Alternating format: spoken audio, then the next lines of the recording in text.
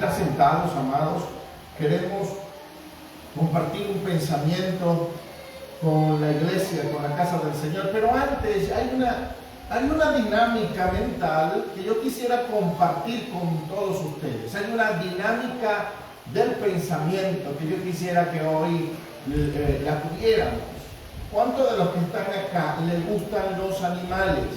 ¿Sí les gustan los animales? Los loros, las aves, los gatos, los perros, podríamos mencionar los monos. Hay gente que tiene gusto por algunos animales. Incluso he conocido personas que tienen simpatía por algunos animales exóticos. Cuando hablo de exótico es no común dentro de una casa. He visto personas, incluso aquí en Ciudad Juárez, conozco de uno que compró un caimán, un cocodrilo, no sé cómo le dirán acá, en Venezuela también se le llama babo, y no porque esté bravo, no, sino porque es el nombre que se le da a algunas especies de caimanes, de cocodrilo. Son animales exóticos, son animales que muy poco podemos nosotros decir habitan en una casa. Pero igual no carecemos nosotros de tener simpatía o gustos hacia ciertos tipos de animales. Hay gente que le gustan los leones, gente que le gustan los tigres, gente que puede quizás tener la capacidad de tener en su casa un león, un tigre o cualquier tipo de animal. Ahora, yo quisiera que el día de hoy usted pensara en los tres animales que más le gustan. Primero el que más le encanta y lo tenga en su mente. Tenga en su pensamiento, ¿qué animal le encanta? De repente usted va a decir, me encanta, me gusta, me fascinan los gatos. Por eso tengo 80 gatos en mi casa. O dirá usted, no, me gustan los perros, me encantan los perros. O tal vez dice, no, me encantan las aves. ¿Por qué? Porque siempre andan volando y no me están consumiendo nada a mí, sino que consumen todo lo de afuera. Pero lo primero, usted piense en un animal, en el que más le guste. Luego va a pensar en un segundo animal, el animal que allí más o menos esté en segundo lugar entre todos los animales que le encantan.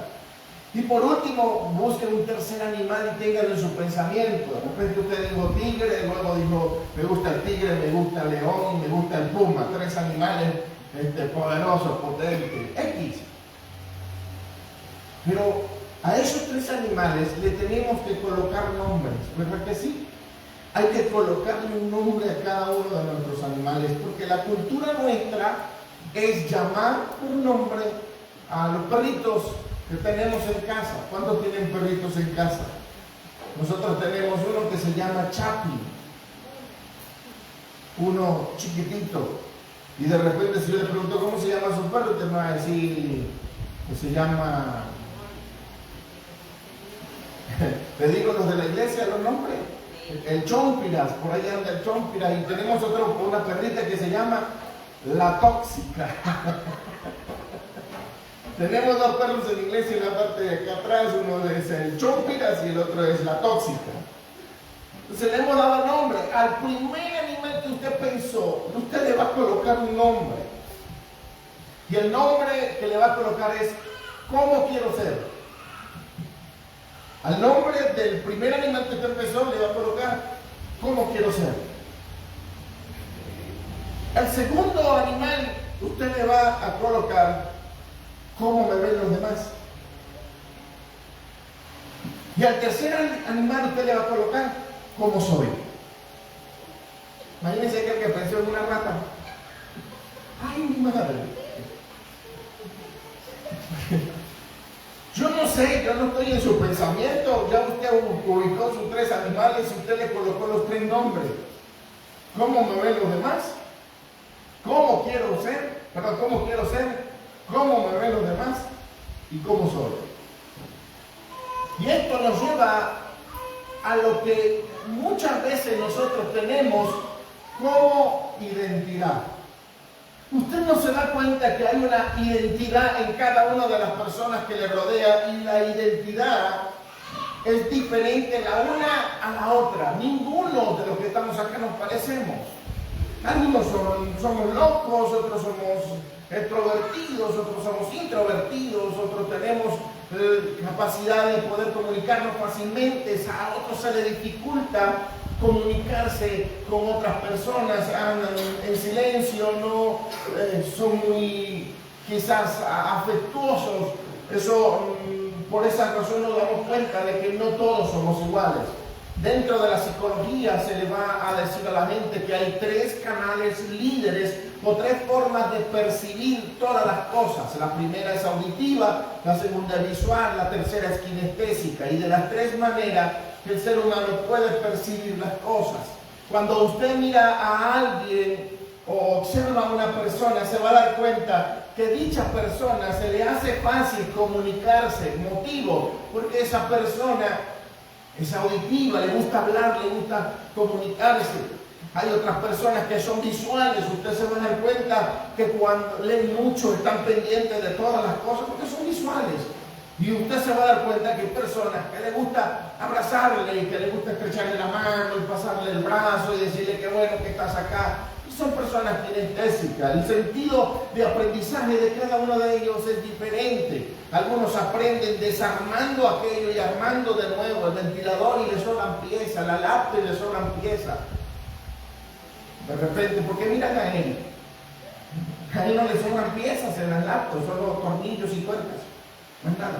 Entonces, habemos personas que aprendemos haciendo y habemos personas que aprendemos oyendo y otros simplemente aprenden viendo. Entonces, tenemos cualidades diferentes y dentro del Señor, dentro de la casa del Señor, a pesar de todas esas cualidades, podemos nosotros juntarnos en 2 tipos de personas dentro de la iglesia. Los que son hijos de Dios, o vamos a decir no 2 tipos de personas en específico, sino vamos a hablar de parte de las personalidades que hay dentro de la iglesia. Estamos los que somos hijos de Dios, están los que son hijos discípulos y están los que son creyentes discípulos. Miren esto. Están los que son hijos y los podemos compenetrar con los hijos que son discípulos. Y están los que son discípulos simplemente ligados a ser creyentes. Quiero leer una porción que me llamó mucho la atención de las Escrituras, que está en el libro de Juan capítulo 6, versículo 66. Dice, vamos a ver, a ubicarlo en pantalla para que usted también lo tenga. Dice, desde entonces muchos de sus discípulos volvieron atrás y ya no andaban con él. Jesús estaba hablando de una palabra quizás un poco pesada para la gente.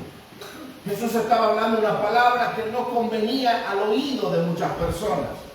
No compaginaba con los sentimientos y las emociones de los que estaban allí en el contorno. Y esta palabra comenzó a calar en el corazón de los que estaban en aquel lugar. El que era auditivo dice, es que me molesta al oído lo que está diciendo, no estoy de acuerdo con lo que él dice. El que era visual tal vez estaba diciendo, es que mira, no conviene a la gente y a las multitudes, este hombre tiene una palabra muy pesada. El kinestésico se estaba doliendo en su corazón por causa de lo que estaba diciendo Jesús. Pero en un momento determinado me puedo dar cuenta de que no tan solo Jesús tenía a 12 discípulos, sino que tenía muchos discípulos. Y dentro de esa cantidad de discípulos que tenía Jesús, había gente que se dolía por causa de lo que le decía el maestro. El maestro le estaba enseñando algo que a ellos se le hacía difícil comprenderlo. Por lo tanto, entra el versículo 66 del capítulo 6 y dice, desde entonces muchos de sus discípulos volvieron atrás. Y aquí es donde yo quiero hacer la comparación. Porque hay discípulos creyentes y hay discípulos hijos. Son 2 cosas totalmente diferentes. Porque un hijo, usted va a escuchar dentro de los vocablos de los seres humanos, de nosotros, mi ex esposo, ¿verdad que sí? Mi ex novio, mi ex maestra, mi ex profesor. Pero ¿ha escuchado usted alguna vez mi ex hijo? ¿Ha escuchado esa frase? Un ex hijo. Nunca. Es una frase que nunca va a salir del vocablo del ser humano, porque no existe un ex hijo. El hijo puede ser lo que sea, el hijo puede tener la costumbre o las características, las cualidades de un león, las cualidades de una serpiente, las cualidades que usted quiera colocarle, pero siempre va a ser su hijo. Nunca va a dejar de ser su hijo por causa de las cosas que él haga o deje de hacer. Tal vez es desordenado, pero ese es su hijo. Tal vez es desobediente, pero ese es su hijo. Tal vez tiene cualidades no muy gratas, pero ese seguirá toda la vida siendo su hijo. Nunca podemos hablar de un ex hijo porque no existe esa palabra. Existirán palabras como las que ya le mencioné anteriormente, pastor, novia, ex esposo, pero nunca un ex hijo. Entonces, vamos a ver dentro de lo que dice las Escrituras, porque la Biblia da una mención particular a todos los que estamos en este recinto, en esta casa. Mire como dice Juan capítulo 1, versículo 12. Juan 1:12 específicamente dice: mas a todos los que le recibieron, a los que creen en su nombre, le dio potestad de ser hechos hijos de Dios. Entonces hay un derecho legal, hay un derecho otorgado a los que creen en el nombre de Cristo. ¿Cuál es ese derecho? El derecho otorgado a los que creemos en Cristo es de que somos instantáneamente hechos hijos. Pero aquí yo quiero hacer una separación porque hay hijos no discípulos y hay hijos discípulos. Hay hijos que les gusta aprender y hay hijos que no les gusta aprender. Entonces, dentro de la casa del Señor, todos somos hijos, indiscutiblemente. Aquí no hay que sacar mucha matemática ni muchas conclusiones. Usted cree en Cristo, usted es hijo de Dios. Usted simplemente dice: más a todos los que le recibieron. Listo, punto y final. Usted le recibió, usted es hijo. No necesita hacer un ritual, no necesita hacer una pose espiritual para que usted sea hijo. No, simplemente recibir a Cristo. Hay muchas personas que dicen: no, tienes que hacer una oración tal cual como te la indica un pastor o un predicador para que tú seas hijo. No necesitamos hacer ningún tipo de ritualismo. Lo único que necesitamos es recibir a Cristo. ¿Cómo se recibe a Cristo? Simplemente, como lo dice la palabra, confesándole con tu labio. Señor, confieso que tú eres el Hijo de Dios y te recibo. Eso es todo. Esto no es algo que yo te digo que tienes que hacer, esto es algo que tú tienes que hacer. No es algo que un pastor o un predicador te diga: repite conmigo. No es algo que sale espontáneamente del corazón del que cree. Si me explico en este ámbito, eso me hace hijo. Algo que nació en mi corazón, creer en Jesucristo. Punto y final. No hay más ritualismo para yo ser hijo. Es una aceptación por causa de lo que yo acepto. Él me recibe por lo que yo recibí. Él me acepta porque yo acepté a Cristo. Él me recibe como hijo porque yo acepté a su hijo en mi vida. Entonces, eso indiscutiblemente me hace participante de las gloriosas cosas establecidas por Dios para nosotros como humanidad. Pero no tan solo todo llega hasta allí.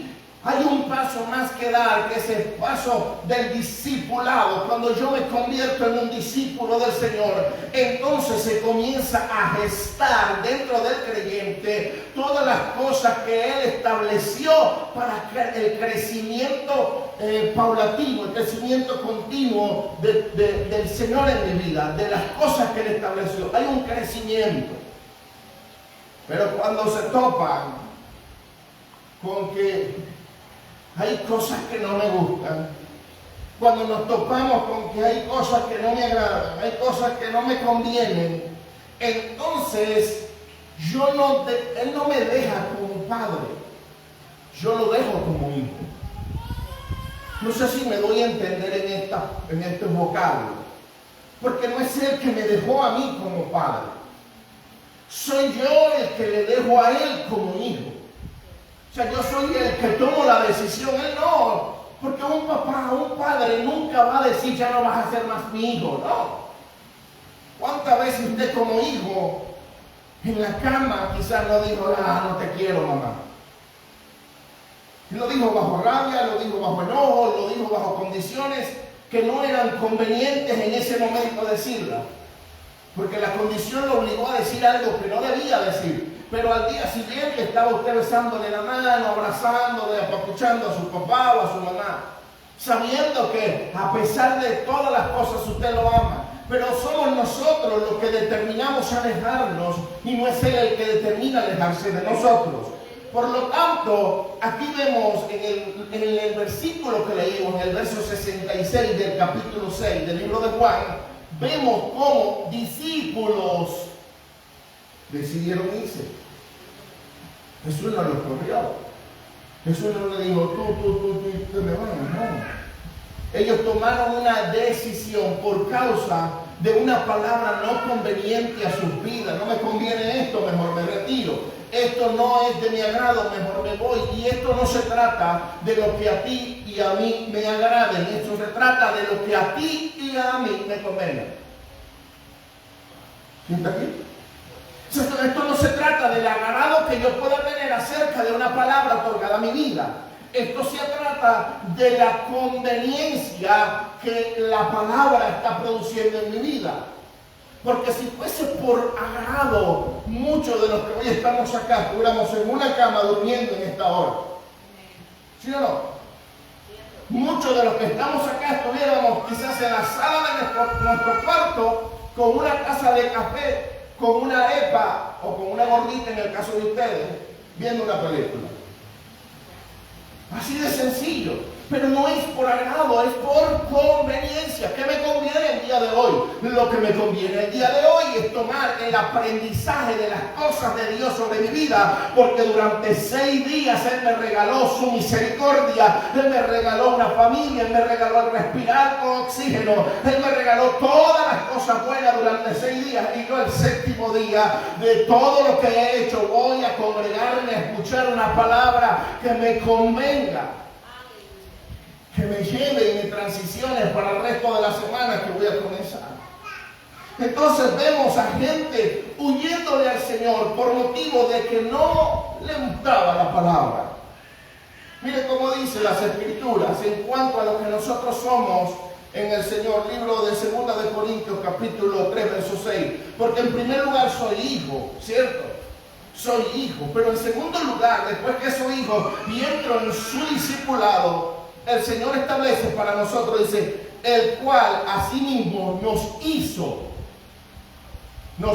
ministros competentes de un nuevo pacto, no de la letra, sino del espíritu, porque la letra mata, más el espíritu vivifica. Ahora, lo segundo que Él nos constituye, aparte de que somos hijos, nos constituye ministros. Y esto no es para el pastor. Esto no es para el que maneja la consola del sonido, ni las computadoras de la iglesia, ni las redes sociales. No. Esto es para todos.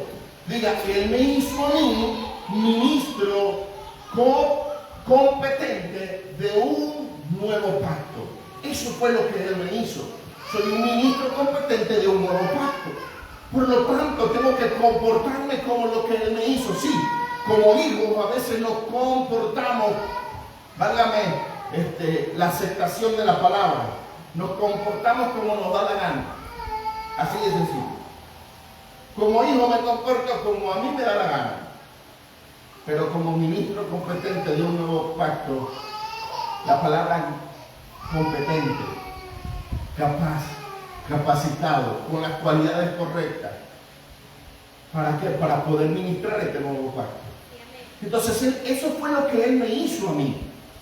Yo tengo que asumir 2 posiciones, mi posición de hijo y mi posición de ministro. Usted tiene que tomar la posición de hijo, pero en esa posición de hijo tiene que tomar la posición de ministro. Porque ¿qué es lo que hace un ministro? ¿Qué es lo que hace un ministro? Ministrar. Sencillo. ¿El ministro qué hace?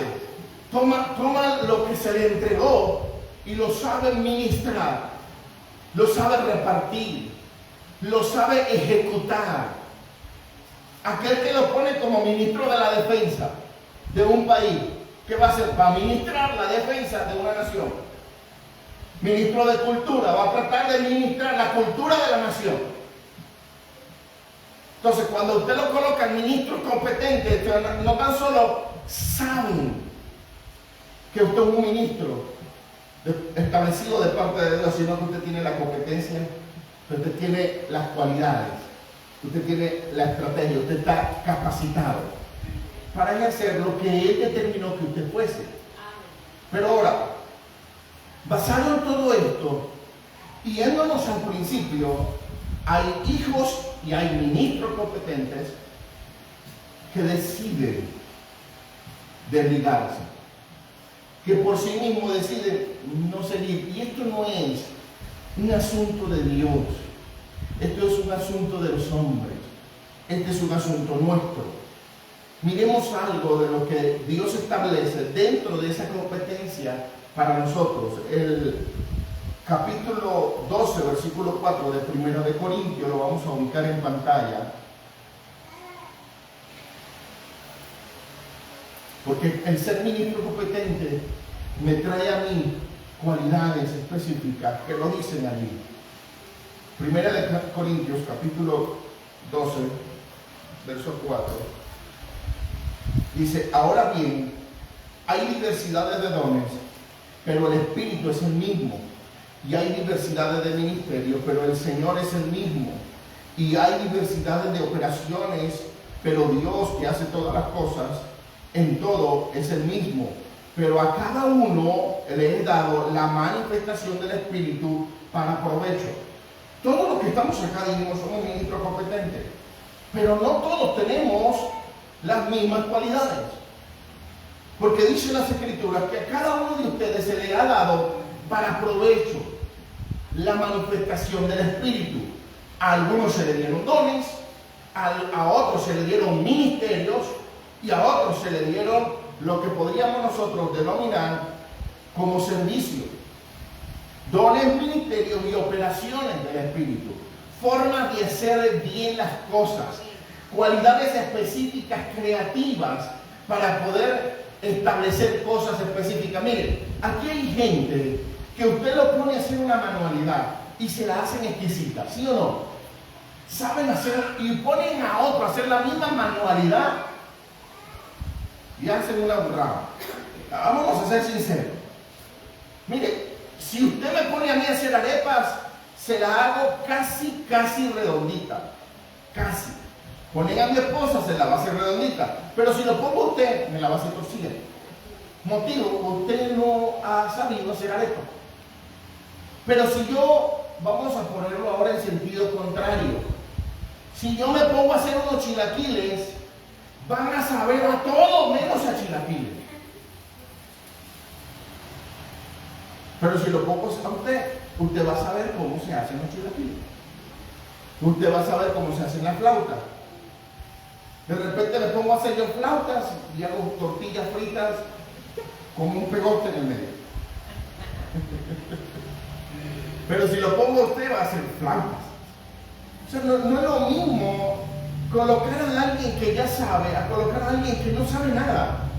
Entonces, cuando Dios reparte cualidades específicas en cada uno de nosotros, las cuales no se parecen a las cualidades del vecino, a las cualidades de mi hermano, a las cualidades del que tengo al frente de mí. No. Las cualidades de cada uno van a ser distintas. Por eso la Biblia dice, ahora bien, hay diversidades de dones, pero el Espíritu es uno, es el mismo. Y hay diversidad de ministerios, pero el Señor es el mismo. Y hay diversidad de operaciones, pero Dios, que hace todas las cosas, en todo es el mismo. Yo quisiera ver un poquito más allá. Vamos en 1 de Corintios capítulo 12, versículo 7. Permítanme solo un momento. Y mire cómo sigue diciendo. Porque a este es dado por el Espíritu palabra de sabiduría, a otros palabra de ciencia según el mismo Espíritu, a este fe por el mismo Espíritu, y a otros dones de sanidad por el mismo Espíritu, a otros el hacer milagros, a otros profecías, a otros discernimiento de espíritu, a otros diversos géneros de lenguas y a otros interpretaciones de lengua. Pero todas estas cosas las hace uno y el mismo Espíritu, repartiendo a cada uno en particular como Él quiere, porque así como el cuerpo es uno y tiene muchos miembros, pero todos los miembros del cuerpo, siendo muchos, son un solo cuerpo, así también Cristo. Dice, este cuerpo podríamos nosotros mencionar no a grandes rasgos, sino a lo superficial, a lo que vemos. Podríamos mencionar los miembros que tiene este cuerpo. Tenemos manos, tenemos brazos, tenemos codos, tenemos piernas, tenemos pies, tenemos cabeza, cuello. O sea, vamos a mencionarlo porque si no vamos a la profundidad, vamos a hablar de los órganos. No. Simplemente así, a lo cortico, a lo pequeño. No vamos a hablar ni del pulmón, ni de los riñones, ni del estómago, no, a lo pequeño. Eso constituye un cuerpo. Eso, todo lo que usted es, constituye un cuerpo, pero cada uno tiene una función diferente.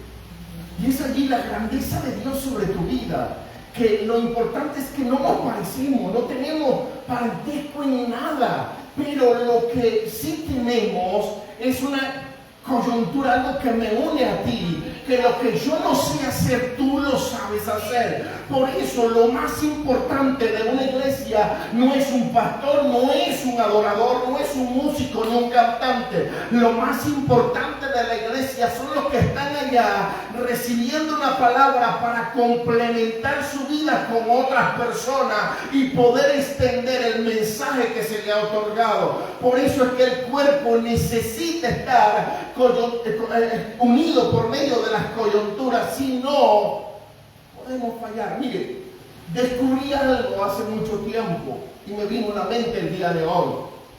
Hay un síndrome, se lo voy a leer literalmente.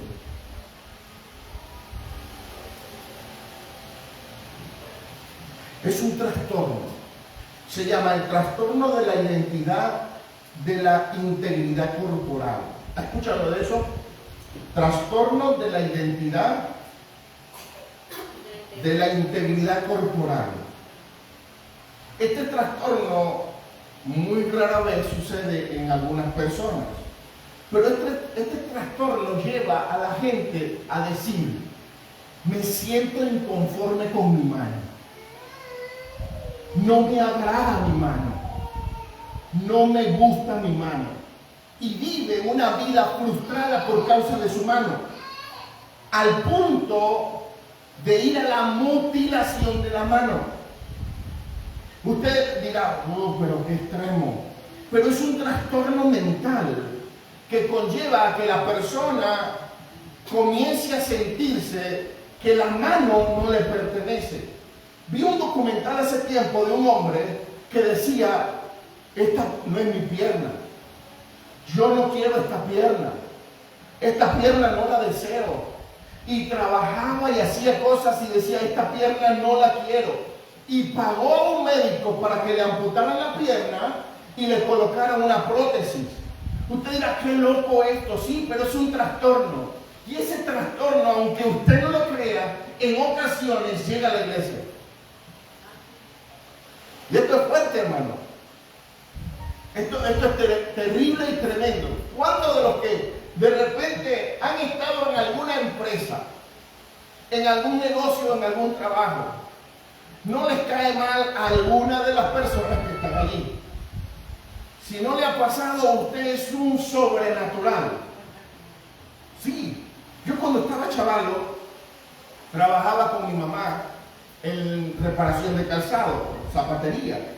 Mi mamá, como dueña del negocio, me ponía a mí a trabajar y llegaba siempre una señora muy mayor con ínfulas de bruja. Llegaba siempre con su tabaco y llegaba siempre con cuestiones así bien raras, hermano. Y yo no soportaba ver a esa señora.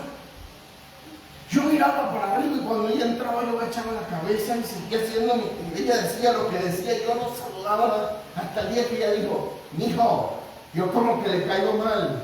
Entonces, usted qué pobre, qué divina. Porque como seres humanos siempre vamos a sentir algunas sensaciones contrarias a otras personas.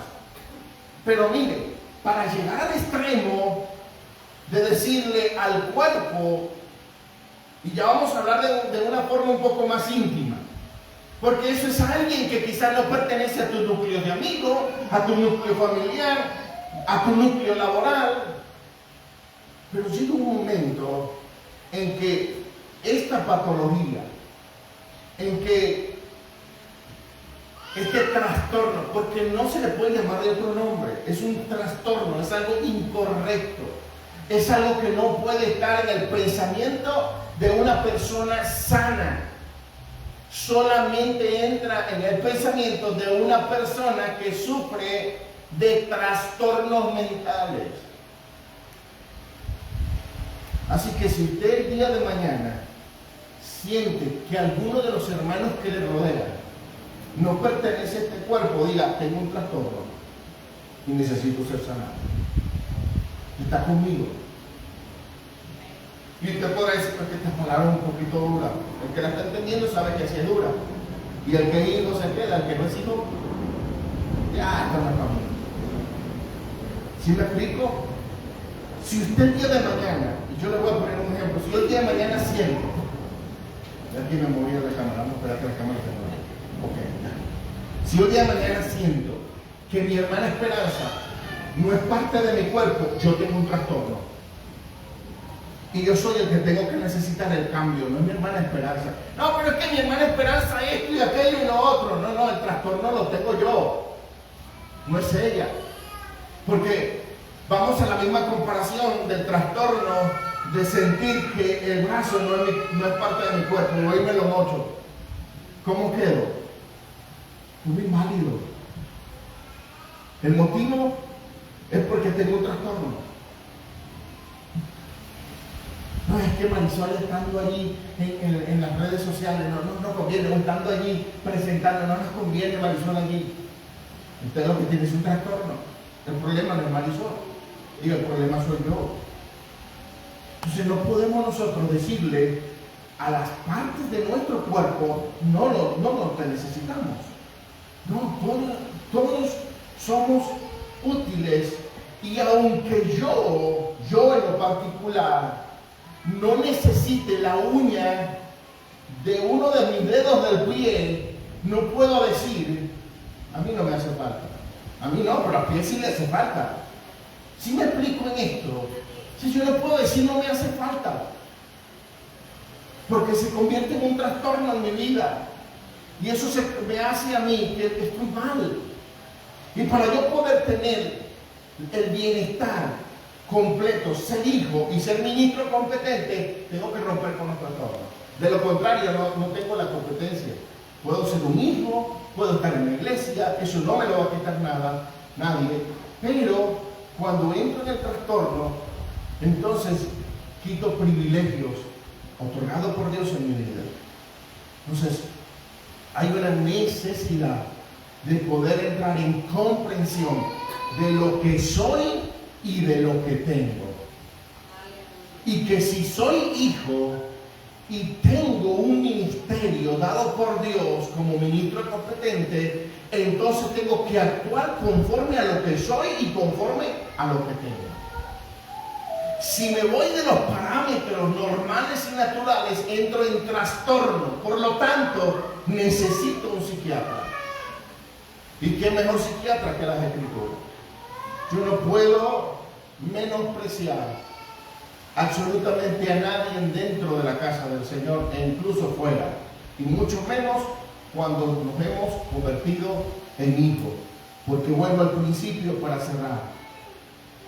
Juan capítulo 1, versículo 12, dice: mas a todos los que le recibieron, a los que creyeron en su nombre, les dio potestad de ser hechos hijos de Dios.